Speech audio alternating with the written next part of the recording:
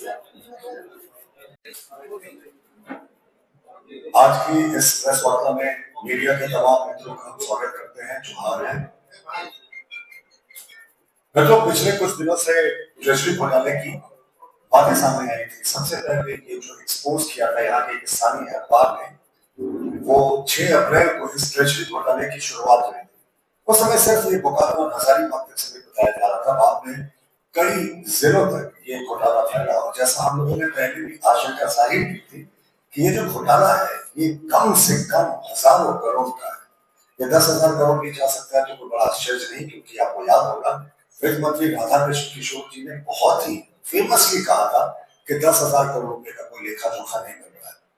लेकिन यह सबसे बड़ा प्रश्न है कि जिस तरीके से राज्य सरकार पूरे घोटाले को जो है वो दबाने की कोशिश कर रही है, ये अपने आप में हास्य से बना है।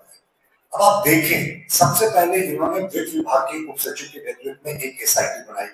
वो एसआईटी बोकारो गई, उस एसआईटी ने जांच भी की और उसमें बड़े घोटाले सामने आए। लेकिन जब तक वो एसआईटी रिपोर्ट दी थी, इन्होंने एक दूसरी एसआईटी जो थी वो उत्पाद सचिव के नेतृत्व में बना दी।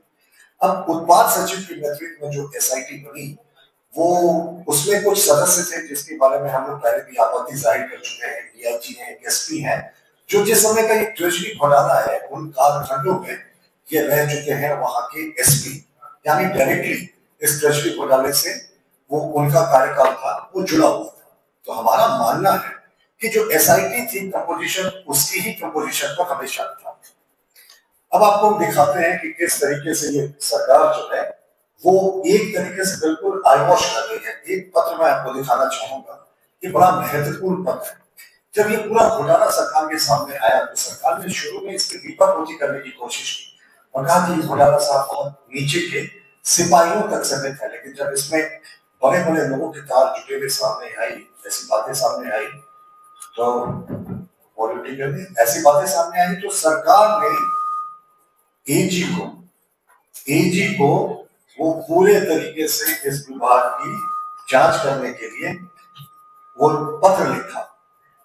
और ये पत्र जो है वो सरकार के सचिव ने लिखा और कहा एजी से कि अनुरोध है प्रधान महालेखाकार प्रिंसिपल अकाउंटेंट जनरल रांची विशेष ऑडिट करें और आवश्यक समन्वय कर अविलंब सुनिश्चित कराए। यह सरकार के द्वारा लिखा गया पत्र था जिसमें एजी के प्रिंसिपल ऑडिट करने की बात कही गई थी।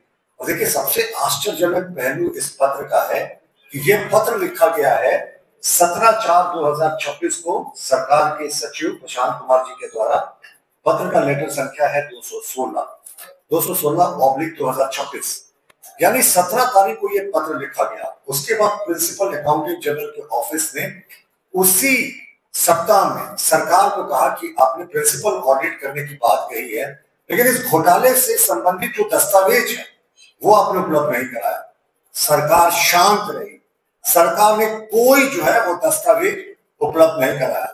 मई में प्रिंसिपल ऑडिट अकाउंटेंट जनरल ने फिर से सरकार को एक रिमाइंडर दिया कि साहब, आप एक तरफ कह रहे हैं कि घोटाले की जांच कीजिए, ट्रेजरी घोटाले की, लेकिन हमारा ऑफिस आपसे कागजात मांग रहा है इस घोटाले से संबंधित, आप अभी भी नहीं दे रहे हैं।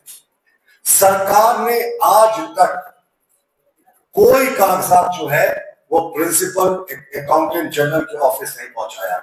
इस बात को 1.5 महीने बीत चुके हैं, यानी आप समझ रहे हैं ना कि सरकार चाहती है कि किसी तरीके से समय बीत जाए। पहले देखिए, इनके द्वारा बनाई गई वित्त समिति वाली जो एसआईटी थी, हमने उस पर प्रश्न किया था। हमारा दूसरा प्रश्न था उत्पाद सचिव के नेतृत्व वाली एसआईटी पे, जिन पे आरोप थे वही एसआईटी के मेंबर थे, जिनसे जांच में सहयोग चाह रहे थे वो डीडीओ और अकाउंटेंट ऑफिसर्स, ट्रेजरी ऑफिसर्स जिलों के, वो तो अपने पद पर बने रहे थे। लेकिन अब तो हद हो गई कि सरकार एक तरफ कह रही है प्रिंसिपल अकाउंटेंट जनरल से कि साहब आप जांच कर लीजिए पूरे घोटाले की, और प्रिंसिपल अकाउंटेंट जनरल 2 बार सरकार को पत्र लिख रहे हैं कि साहब आप जांच की बात तो कर रहे हैं लेकिन डॉक्यूमेंट नहीं पहुंचा रहे। 1.5 महीने से सरकार इस पूरे मामले को धन्ने बस्ते में डालने की कोशिश कर रही है। दूसरी बात कि सरकार कैसे इस पूरे मामले में कचरे की गति चल रही है, इसका दूसरा सबसे बड़ा उदाहरण है कि जो एसआईटी बनी थी उत्पाद सचिव के नेतृत्व में, जो वित्त विभाग ने जो एसआईटी बनाई थी, उनके गठन का 2 महीना हो गया। देखिए, कुल 5 जिले इससे अफेक्ट हुए थे और 5 जिलों में बोकारो, हजारीबाग, रांची, रामगढ़ और देवघर प्रमुख थे। ये आप सब जानते हैं कि एसआईटी सिर्फ एक जिले बोकारो में गई है। बोकारो में एसआईटी के जाने और रिपोर्ट देने की अभी तक कोई बात नहीं हुई है। वो गई वहां जरूर, 1.5 महीने बीत गए, कोई रिपोर्ट नहीं हुई। पता नहीं ये रिपोर्ट कब आएगी। अभी तो एक जिले का ये जांच हो रहा है शुरू, इसके बाद 4 जिलों की जांच और बाकी है। पता नहीं कितने वर्ष का समय लगाएंगे सरकार इस पूरे जांच रिपोर्ट को सामने आने में। तो हमारा प्रेस कॉन्फ्रेंस करने इसमें एक सरकार को नसीहत देनी चाहिए। देखिए लालू प्रसाद सिंह के साथ क्या हुआ था। लालू प्रसाद पे डायरेक्ट ये नहीं था कि उन्होंने कोई पैसा ले लिया। उन पर जो मुख्य आरोप था, जिसके कारण वो बात पूरी सीबीआई को चली गई थी, कि जिस समय ये घोटाला सामने आया, तत्कालीन मुख्य सचिव ने लाने की कोशिश की, तो लालू प्रसाद ने पूरी जांच प्रक्रिया को डिलेल करने की कोशिश की। जांच में जितनी सक्रियता दिखानी चाहिए थी वो नहीं दिखाई। जब यह मामला राज्य सरकार से सीबीआई को चला गया, तो सीबीआई के पास जो प्रश्न थे उनका भी लालू प्रसाद को जवाब नहीं दे पाए कि आखिर जांच में डिले क्यों किया गया। और इसी आधार पर उनको कॉन्स्पिरेसी का, उस समय सेक्शन 120 होता था, उसके तहत उनको दोषी मानते हुए सजा दिया गया था। एक नहीं, दो नहीं, 4-5 केसेस में सजा हुई थी। तो हमारी झारखंड सरकार से यही दरखास्त होगी कि इतिहास के पन्नों से सबक सीखिए साहब। इसी घोटाले को, चारा घोटाले को लीपापोती करने के चक्कर में एक मुख्यमंत्री जेल चले गए थे, उनको कुर्सी छोड़नी पड़ी थी। कम से कम ये गलती दोबारा आप नहीं दोहराएं। और ये कछुए की गति से चल रही है ये जांच, 2 महीने, 1.5-2 महीने में भी एक जिले की जांच पूरी नहीं हुई और 5 जिलों की जांच की बात है। जबकि हमारा तो मानना है कि आज भी अखबारों में आया है कि 2 और नए जिले जो है इस जांच में जुड़ जाएंगे। तो ये जांच आखिर कब पूरी होगी? इस तरीके से जांच चलेगी तो हमारा जाहिर तौर पर मानना है कि सरकार इस पूरे जांच को रफा दफा करने की कोशिश कर रही है। वही गलती कर रही है जो लालू प्रसाद ने किया था। लालू प्रसाद का क्या हर्ष हुआ था, ये फिर से दोबारा बताने की आवश्यकता नहीं है।